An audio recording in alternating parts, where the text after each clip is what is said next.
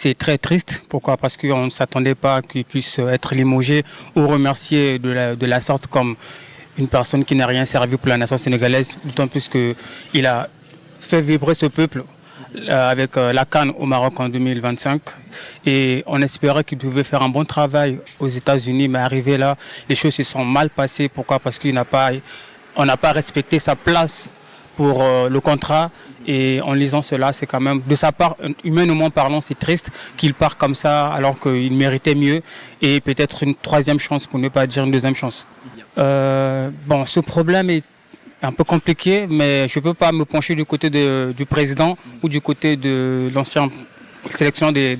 Lions, Pape Thiaw. Mais c'est un problème qui n'est pas clair. Ni vous ni moi sachons la version de la situation, mais c'est triste quand même de savoir que Pape Thiaw est parti comme ça. Et aujourd'hui, on souhaite le meilleur pour le football sénégalais. Trouver un coach qui pourra nous faire vibrer comme en 2021 avec Aliou Cissé, ou tout comme avec Pape Thiaw qui nous a quittés tout récemment. Munoon nañ ko mayaatoon sens quoi ñu xam ni waaw mu rectifier yenn erreurs yi waaw gars yi jàpp si tamit ñu nekk ci ginnaawam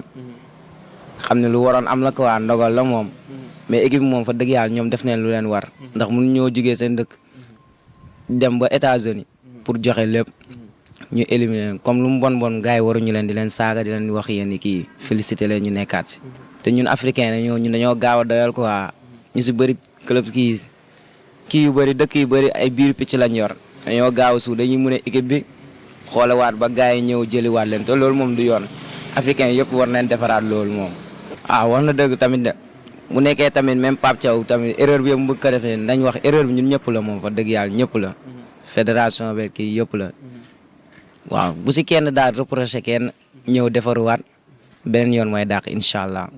Pape Gueye tamit décision bi moom la concerne tamit sans dépend rek mais wax na dëgg tamit fédération dañoo waroon raxasaat lépp seggiwaat gars yi booloo bëggante xool yi doon benn loolu tamit mun nañu yokk ñu gën a avancer tamit mais bu nekkee ñi dañuy bëgg ñiy bañ waaw yoon la moom ñu seggiwaat fédération bu baax xool bu baax ku nekk luñ la war a jox poste bu wóor mu leer na ne yow domaine boobu ay nga fa mun a tax suñu réew mi avancer incha allah. Déjà, il faut savoir que la fédération de ñëw def aveu d'échec. Hier, j'ai suivi une conférence de presse. Vraiment, ñu def aveu d'échec lañ def. Parce que lu tax ñu def aveu d'échec, ils ont échoué sur le boo xoolee ci logistique bi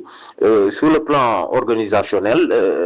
dañu wax ne dañ ko dénk benn agence lañ ko dénk.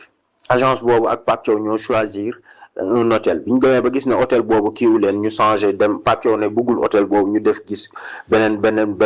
hôtel. Il y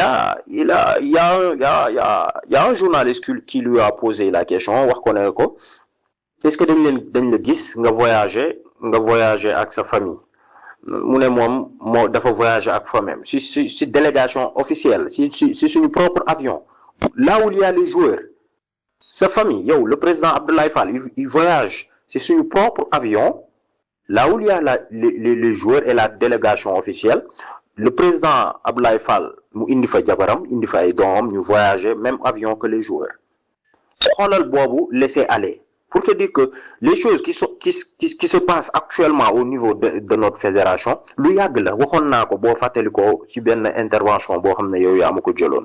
waxoon naa ko c'est avant la CAN. Mais li tax mënu woon feeñ c'est parce que au final dañu gagné trophée mais ñëpp xam nañ ne maanaam yi nii ñuy traîner yëpp def ay problème la woon yoo xamante ne yàgg na fi c'était avant la CAN au Maroc mu ñëw CAN bi li tax gisuñu ko c'est parce que dañu gagné trophée sénégalais nag il faut mu bàyyi di xalaatee noonu parce que dafay dem ak émotion sénégalais bu demee ba am victoire après dootul xoolati bilan dootul xoolati dara day xaar échec am mu naan la kaay wax ma lii foo ko def non bilan moom que nga gagné ou nga échoué yépp boo ñëwee dañu war a def le bilan alors Abdoulaye Fall mu xool ñu benn journaliste pose que question mu xool ñu les yeux dans les yeux et puis il nous raconte des mensonges ne ñu docteur Fedior docteuru équipe nationale bi nga xamante ne moom la accusé woon que dafa doon def ay attouchement accusation sexuelle mu ne docteur boobu noonu gynécologue la te yàggul xam ne gynécologue la mais c'est des mensonges. Le docteur Fedior mu ngi à la tête de l'équipe nationale maanaam à la tête du staff médical depuis plus de 10 ans je sais pas 10 ans ou plus de 10 ans en tout cas deful lu néew 10 ans yàgg na équipe nationale ñu ñëpp xam nañ ko donc pourquoi mu ñëw taxaw tey pour se dédouaner mu ne docteur Fedior xamu ko delloo lépp ci Pape Thiaw. Pape Thiaw il a fait des bêtises la fédération en a fait autant. Donc, il faut que les responsabilités soient partagées. Bu ñu daw bu kenn ñoom dañu bëgg a dédouaner seen bopp jël lépp yebb ko ci kaw coach bi responsabilité mu ngi yem ci terrain bi bi mu jëlee colonne vertébrale bi dindi ko parce que nit bu ñu dindee sa colonne vertébrale mënatoo dox donc loolu la def donc loolu pour man ki koy def c'est au début boo nekkee débutant en coaching ci lañ lay jàngalee loolu donc Pape Thiaw il a pas le niveau. Donc il doit démissionner comme nous def wala ñu limoger ko comme les gars yi def mais ñoom après avoir limogé Pape Thiaw ku si nekk dafa war a déposer sa lettre de démission parce que responsabilité bi ci ëpp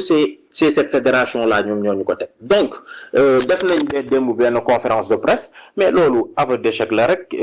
waxuñu fi dara j'ai vu un président sans caractère un secrétaire général égocentrique qui veut que toutes les choses tournent autour de lui gis ñu ne benn médecin gynécologue c'est des bêtises et gis nu mu tudd gis un coach boo xamante ne voilà mu ngi noonu toute façon le mal est là donc le mal est profond donc il faut que ñu assainir parce que dañu jëm ci yeneen campagne en septembre dañu war a jouer les éliminatoires de la Coupe d'Afrique 2027 ou 2028 donc il faut vite trouver un coach et voilà après ñu dem mais c'est difficile defe naa yi yëpp waxoon naa ko et que voilà c'est très difficile d'y revenir parce que chaque jour da ngay wax la même chose et que voilà c'est le niveau de cette fédération là qu'il faut revoir. Une personne peut faire les fautes, demain on peut lui accorder une chance, mais si ce mois-ci on avait respecté ce qu'il avait demandé comme sa part de clause du contrat, je pense qu'aujourd'hui les choses ne devaient pas se passer comme tel. C'est peut-être un côté humain qui a joué beaucoup plus sur le fait qu'il n'a pas bien organisé l'équipe, mais c'est le même staff qui a conduit, n'est-ce pas, le Sénégal pour la CAN 2025, c'est le même staff qui a été avec lui pour les préparatifs de la Coupe du Monde, c'est le même staff qui était là pour couvrir du moins la fédération pour que les choses se passent bien. Donc un matin on se lève pour dire qu'il est parti, on pense qu'il y a juste un pomme qui est passé entre Pape Thiaw et la fédération, mais le remercier comme ça, ce serait trop de dire, parce que derrière nous, les supporters, on pourra se dire qu'il y a un problème, mais le problème entre vous et nous ignorons. Les grandes sélections, c'est comme ça. Quand vous êtes champion d'Afrique, les caméras sont braquées sur vous, les moindres détails sont très pris en compte. Donc, à vous de pouvoir rassurer le public, à vous de pouvoir rassurer les médias pour ne pas laisser une place pour que les gens viennent raconter du n'importe quoi. Tout ce qu'on souhaite, c'est que le Sénégal reste toujours leader de l'Afrique. Le Sénégal produit des footballeurs et faire réunir l'Afrique comme on a toujours souhaité. Mais là, en regardant ce qui se passe, on risque de vivre les années 2012, on risque de vivre des années sombres de 2017 et on ne le souhaite pas pour ce peuple-là, surtout nous, la jeunesse qui aime le football. On veut toujours que le Sénégal gagne, on veut toujours que la fédération fasse les choses bien et c'est ça quoi.